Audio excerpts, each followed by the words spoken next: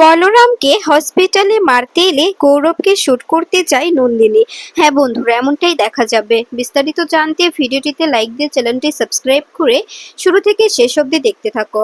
গল্পের শুরুতেই দেখা যাবে নন্দিনীকে নিয়ে কটু কথা বলতে থাকে গৌরব। এটা দেখে তখনই পরশুরাম এসে বলতে থাকে, হ্যাঁ মিস্টার, আপনি কিন্তু এবার বাড়াবাড়ি করছেন। তখনই দেখা যায় গৌরব বলতে থাকে, আমি আমি আপনার বন্ধুকে শেষ করে দেব, আমি আপনার বন্ধুকে শেষ করে দেব, কারণ কারণ ও ও নন্দিনীর ভালোবাসা। তখনই এই কথা শুনে পরশুরাম বলতে থাকে, ফোনটা আমাকে দিন। এ বলেই ফোনটা নিয়ে বলরামকে বলতে থাকে, তুই বুলেটের সামনে কেন গেলি বল, তুই বুলেটের সামনে কেন গিয়েছিলি? তখনই বলরাম বলে, তোর ওয়াইফকে বাঁচাতে। আমি জানি তোর জীবনে তটিনীর মূল্যটা অনেক বেশি, তাই আমি চাইনি যে আমার বন্ধু কষ্ট পাক। আমার বন্ধু কোনো জিনিসে কষ্ট পাবে সেটা আমি মেনে নিতে পারবো না। তাই আমি বুলেটের সামনে গিয়েছি। এ কথা শুনে পরশুরাম বলে, আমার জীবনে যেমন তটিনীর মূল্য আছে, ঠিক তেমন তোরও অনেকটাই মূল্য। আমার জীবনে চারজন মানুষের সব থেকে বেশি মূল্য। এই চারজনের কিছু হয়ে গেলে আমি নিজেকে নিজেকে ঠিক রাখতে পারবো না। এ কথা শুনে তখন বলরাম বলে, কি বলছিস এসব তুই?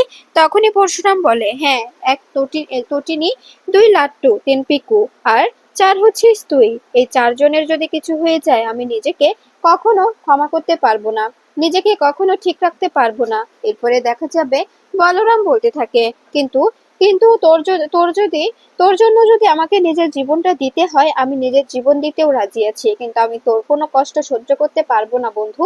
তুই তো আমার প্রাণের বন্ধু। তোর তো সব আছে, কিন্তু আমার আমার তো কিছুই নেই। আমার তো কোনো পিছুটান নেই। আমার পিছুটান নেই বলেই আমি আমি এই জায়গায় তোর জীবনে তটিনের জায়গাটা অনেক বেশি। তখনই পরশুরাম বলে, আমি তো বললাম তটিনের জায়গাটা যেমন বেশি, তেমনি তেমনি তোর জায়গাটাও আমার জীবনে অনেক মূল্যবান। তুই কখনো কখনো এরকম কাজ করবি না, কথা দে। তখনই বলরাম বলে, ঠিক আছে বন্ধু, আমি তোকে কথা দিচ্ছি, কখনো আমি এরকম কাজ করব না। এবার খুশি তো? এরপরে পরশুরাম বলে, আমি নিজের হাতে রান্না করেছি, আমি তোর জন্য খাবার নিয়ে আসছি, তোকে নিজের হাতে খাইয়ে দিব, চিন্তা করিস না।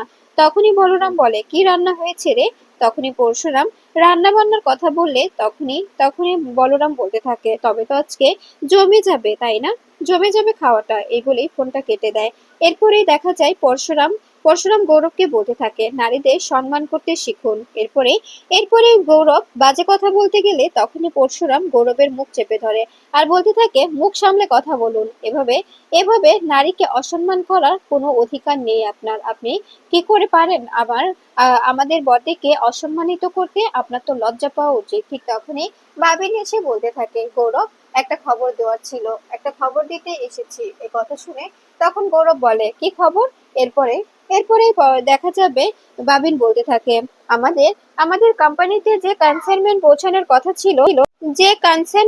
পৌঁছানোর কথা ছিল সেই কনসাইনমেন্টটা পৌঁছায়নি। তার বিনিময়ে 19 কোটি টাকা জরিমানা করা হয়েছে। 19 কোটি টাকা ক্ষতিপূরণ দিতে হবে। এ কথা শুনে তখন গৌরব অবাক হয়ে যায় আর বলতে থাকে, এই ক্ষতিপূরণটা কে চাইলো? এ কথা শুনে তখন তখন দেখা যাবে বাবিন পরশুরামকে দেখিয়ে দেয়। পরশুরামকে দেখিয়ে বলতে থাকে, এই লোকটা খেলছে, এই লোকটার কোম্পানি থেকে এসেছে এই মেলটা আমাদের সবার কাছে পৌঁছেছে। তুমি হয়তো বা ল্যাপটপটা খুলে দেখোনি, তার কারণেই বুঝতে পারোনি। তখন এই কথা শুনে পরশুরাম বলতে থাকে, সত্যি সত্যি আমি ভাবতেও পারছি না যে আপনারা এতটা নিচে নামতে পারেন। এরপরে গৌরবকে বলতে থাকে, এই ক্যান্সেলমেন্টটা যে করেই হোক আমাদের ক্যান্সেল করতে হবে। আর আর এই ক্ষতিপূরণটা আমরা কোনোভাবেই দিতে পারবো না। আপনি কি করে পারেন এরকম একটা কাজ করতে? কোনো ক্ষতিপূরণ যাবে না। তাই বলছি এই মেলটা ক্যান্সেল করে দিন। মেলটা যদি ক্যান্সেল না করেন তবে কিন্তু বিপদে পড়তে হবে আপনাকে। তখনই এই কথা শুনে পরশুরাম বলতে থাকে, বিপদ আমার? আমার বিপদ হবে না। বিপদ হলে তোমাদের হবে। আর আর 24 ঘন্টার মধ্যে যদি যদি ক্ষতিপূরণটা পৌঁছে না যায়, তবে আমি আইনি ব্যবস্থা নিতে বাধ্য হব, লিগ্যাল ব্যবস্থা নেব আমি। এ কথা শুনে তখন তখন ভয় পেয়ে যায় গৌরব নন্দিনীকে বলতে থাকে, ওকে বোঝাও যে ও যেন 1 ঘন্টার মধ্যে মেলটা ক্যান্সেল করে দেয়। আর যদি ক্যান্সেল না করে, তবে আমি সত্যজিৎ মুখার্জির সামনে থেকে তোমাকে এই বাড়িতে রেখে চলে যাব। সত্যজিৎ মুখার্জির কি অবস্থা হবে তোমার কোনো ধারণা আছে তো? এই কথা শুনে নন্দিনী ভয় পেয়ে যায় আর বলতে থাকে, তুমি এভাবে আমাকে ব্ল্যাকমেল করতে পারো না, তোমার কোনো অধিকার নেই। তখনই গৌরব বলে, আমি কি করতে পারি কি করতে না পারি সেটা সেটা আমি খুব ভালো করেই জানি। তোমাকে তোমাকে সেটা নিয়ে চিন্তা করতে হবে না। তুমি শুধু ওকে রাজি করাও, আর যদি ওকে ওকে রাজি করাতে না পারো তবে কিন্তু ভালো হবে না। এরপরে দেখা যাবে এদিকে এদিকে তটিনী গুন্ডাগুলোকে তুলে নিয়ে এসে ইন্টারোগেট করতে থাকে আর বলতে থাকে, সত্যি করে বল এই কনসাইনমেন্টটা কোথা থেকে এসেছিল। যদি যদি মুখ না খুলিস তবে রাতের অন্ধকারে তোদেরকে ইনকাউন্টার করে দেব। এই বলেই মারতে থাকে, কিন্তু কিন্তু একজনও মুখ খোলে না। সবাই বলতে থাকে, আমরা আমরা কোনোভাবেই মুখ খুলবো না, কোনোভাবেই নয়। আর আর আপনি বাঁচবেন না, আপনি আপনি শেষ হয়ে যাবেন, আপনার লাশ পড়ে যাবে। এই কথা শুনে তটিনী বলতে থাকে, কেউ কিচ্ছু করতে পারবে না, আমার কেউ কিচ্ছু করতে পারবে না, বুঝতে পেরেছিস? আমি যে এই অ্যাকশনটা করছি সেটা কেউ জানে না, এখন অব্দি কারো কান অব্দি পৌঁছায়নি। কিন্তু একটা কথা মাথায় রাখবি, আমি চাইলে তোদেরকে শেষ করে দিতে পারি। তাই বলছি যদি প্রাণে বাঁচতে চাস তবে মুখ খোল, আর যদি মুখ না খুলিস তবে তবে কিন্তু ভালো হবে না। এই কথাটা মাথায় রাখিস।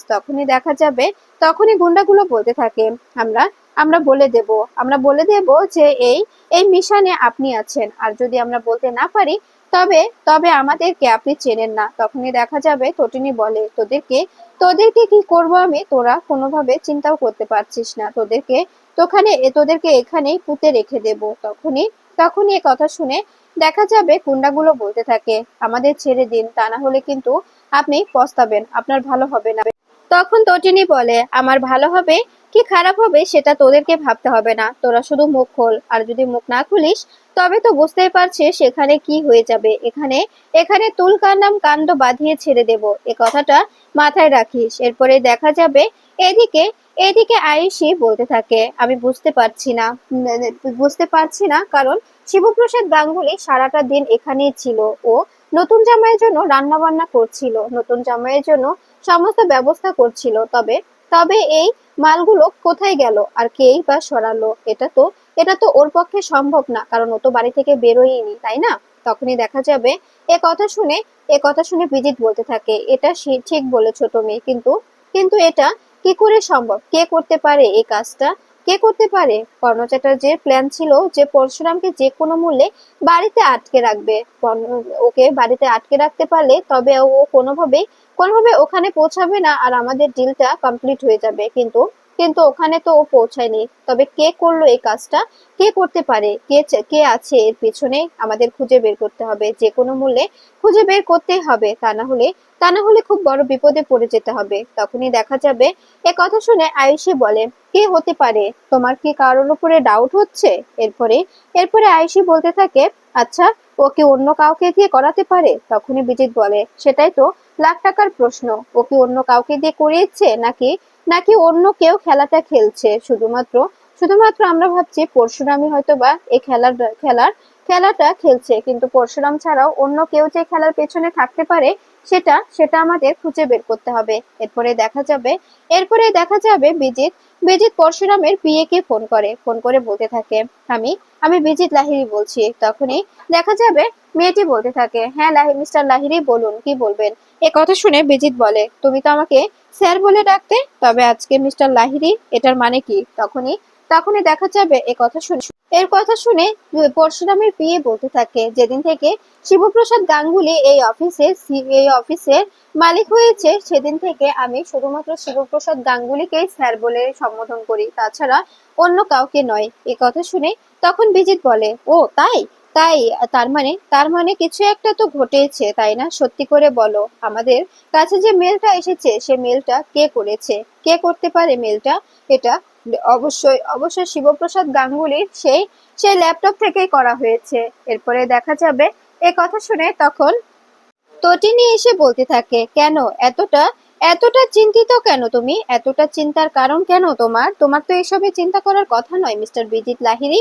এ কথা শুনে দেখা যাবে বিজিত বলতে থাকে, আপনি আপনি এখানে কি করছেন? আপনি এখানে কেন এসেছেন? তখনই দেখা যাবে তটিনী বলতে থাকে, আমি এখানে কেন এসেছি সেটা না হয় পরে বলবো, আগে আগে একটা কথা বলো তো, তুমি তুমি এতটা চিন্তিত কেন, এতটা ভয় পেয়ে আছো, তার কারণটা কি আমি জানতে পারি? আর কাকে ফোন করেছিলে? ওই কোম্পানির পিএ, তাই তো? তখনই এ কথা শুনে দেখা যাবে আয়ুষী বলে, তুই কি করে জানলি? তখনই দেখা যাবে এ কথা শুনে তটিনী বলে, একটা কমন সেন্স বলে ব্যাপার আছে, যেটা যেটা তোদের নেই, কারণ তোদের মাথাটা তো মোটা, তাই তোরা এসব কিছু ভাবতে পারিস না। কিন্তু আমি আমি অবশ্যই ভাবতে পারি, আমাদের মাথায় অনেকটা বুদ্ধি আছে, তাই আমি এসব কিছু নিমেষে ভেবে নিতে পারি। তাই বলছি আয়ুষি, একটু একটু নিজের মাথাটা খাটানোর চেষ্টা কর, আর এভাবে গবেট হয়ে থাকিস না। এরপরেই তটিনী বাবিনকে বলে, বাবিনদা, তোমাকে আমি একটা কথা বলছি, তোমরা যতই চেষ্টা করো না কেন, কোনোভাবে এই ব্যাপারটা ধামাচাপা দিতে পারবে না। তোমাদেরকে এই 19 কোটি টাকা ক্ষতিপূরণ দিতেই হবে, যে কোনো মূল্যে ক্ষতিপূরণটা চাই। এ কথা শুনে তখন প্রার্থনা বলে, তুই এভাবে কেন কথা বলছিস? তুই ক্ষতিপূরণ চাওয়ার কে? তুই কে এই কোম্পানির? তখনই তটিনী বলে, তুই হয়তো ভুলে যাচ্ছিস যে এই কোম্পানির মাথায় বসে আছে আমার হাজবেন্ড। এরপরে আয়ুষী বলে, এ কারণেই তো তোর এতটা এতটা দাপট, তাই না? নিজেকে অনেক বড় মনে করছিস, ছিলিস তো সেই 600 স্কোয়ার ফিটের ফ্ল্যাটটাতে। তখনই তটিনী হাসতে থাকে আর বলতে থাকে, সেখানে শান্তি ছিল রে। সত্যি এখানকার থেকে ওখানে যা শান্তিতে ছিলাম, সেই শান্তিটা এ বাড়িতে নেই। এরপরে দেখা যাবে প্রার্থনা বলে, তোর কথাগুলো ভীষণ রুট হয়ে যাচ্ছে।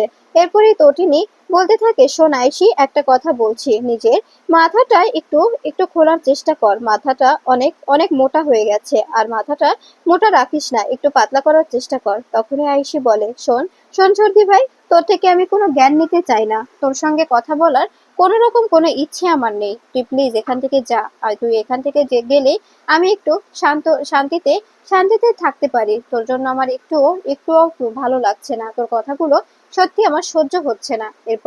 এরপরে তটিনী বলে, ও তাই, এখন আমার কথাগুলো তো সহ্য হচ্ছে না। তখনই দেখা যাবে বিজিত বলে, তুমি তুমি কথাগুলো বলছো কেমন যেন রুট ভাবে, তোমার কথাগুলো সত্যি কেমন যেন একটা লাগছে, তোমার কথাগুলো সত্যি মেনে নেওয়া খুব কঠিন হয়ে যাচ্ছে। তখনই দেখা যাবে তটিনী বলে, হ্যাঁ, আমার কথাগুলো মেনে নেওয়া কঠিনই হবে, কারণ কথাগুলো যে কথাগুলো যে সত্যি, কথাগুলো এমনিতে সত্যি হলেও তিতেই লাগে, তাই না? আর একটা কথা মাথায় রাখবে, 24 ঘন্টার মধ্যে এই ক্ষতিপূরণটা পাঠিয়ে দেবে। আর যদি ক্ষতিপূরণটা না পাঠাতে পারো, তবে কিন্তু খুব বড় বিপদে পড়ে যাবে। এই কথাটা মাথায় রেখো। আমি শেষবারের মতো বলে গেলাম আয়ুষী, তুই খুব ভালো করে বিজিতকে এবং বাবিন্দাকে বুঝিয়ে বলিস যে ক্ষতিপূরণটা যেন সময় মতো পাঠিয়ে দেয়। আর যদি ক্ষতিপূরণটা না পাঠায়, তবে তো আইনি ব্যবস্থা আছে, কোর্টে তো টানতে টানতে নিয়ে যাবই, কারণ এক দুটো টাকার ব্যাপার নয়, পুরো 19 কোটি টাকা, 19 কোটি টাকার ব্যাপার। আর আর এই জিনিসগুলো কোথায় গেল? তখনই আয়ুষী বলে, তুই কিন্তু বাড়াবাড়ি করছিস। এরপরে বিজিত বলে, তুমি জানো এই জিনিসগুলো কি? তখনই তটিনী বলে, হ্যাঁ জানি তো, বেআইনি জিনিস, সমস্তটাই বেআইনি। তারপরেও এই জিনিসগুলো তো আমাদের কোম্পানিতেই পৌঁছানোর কথা ছিল, তাই না? আমাদের ফেস লস হয়েছে। এই বলে দেখা যায় তটিনী চলে যায়। তখনই আয়ুষী বলে, আমি আমি মেনে নিতে পারবো না বিজিত, ও আমার সঙ্গে এভাবে কেন কথা বললো তোমার সামনে? তখনই বিজিত বলে, আয়ুষী প্লিজ মাথা ঠান্ডা করো, এখন এখন এরকম করে উত্তেজিত হওয়ার সময় নয়, এখন এরকম করলে কি করে হবে? এরপরে দেখা যায় বিজিত সৌরভকে ফোন করে আর বলতে থাকে, বুঝতে পারছি না, পরশুরাম বাড়িতে, কিন্তু এই এই মালগুলো কোথায় উবে গেল? কে কে সেল করলো? কেউ কোথা থেকে এই মালগুলো সরানো হলো? আমার পুরোটাই ডিটেলসে জানা দরকার। তুমি তুমি খোঁজ লাগাও যে কোনোভাবে পরশুরাম এসবের সঙ্গে যুক্ত কিনা, পরশুরাম কি সত্যি সত্যি ভিআরএস নিয়েছে কিনা, আর এসবের পেছনে আসল মাথাটা কে, কে এই কাজগুলো করছে আড়াল থেকে, কে করছে এসব? যদি খুঁজে বের করতে না পারো, তবে কিন্তু ভালো হবে না সৌরভ, যে কোনো মূল্যে আমার এই খবরটা চাই। তখনই সৌরভ বলে, চিন্তা করো না, আমি চেষ্টা করছি। তখনই বিজিত বলে, সাবধানে, কারণ ও ও খুব ধুরন্ধর, ওর মাথাটা অনেক প্রখর, ও কিন্তু সব দিকে নজর রাখে, ও কিন্তু চোখ অনেকগুলো। তাই বলছি সাবধানে কাজ করো, ও যেন কোনোভাবে বুঝতে না পারে, আর কোনো রকম যেন নতুন কোনো চাল না দিতে পারে। এই বলে ফোনটা কেটে দেয়। আর বিজিত এরপরে বলতে থাকে, এবার এবার যদি জানতে পারি যে পরশুরাম কোনোভাবে এসবের সঙ্গে যুক্ত, সোজা সত্যজিৎ মুখার্জিকে বলে দেব, আর গৌরবকে বলবো নন্দিনী মুখার্জিকে এ বাড়িতেই ফেলে যেতে। তখন লোকটা জীবিত থেকে একদম মৃত হয়ে যাবে। লোকটাকে এমন অবস্থা করব, তার জন্য পুরোটাই দায় পড়বে শিবপ্রসাদ গাঙ্গুলির ঘাড়ে। শিবপ্রসাদ গাঙ্গুলি সারাটা জীবন এ দায় নিজের ঘাড়ে বয়ে বেড়াতে হবে।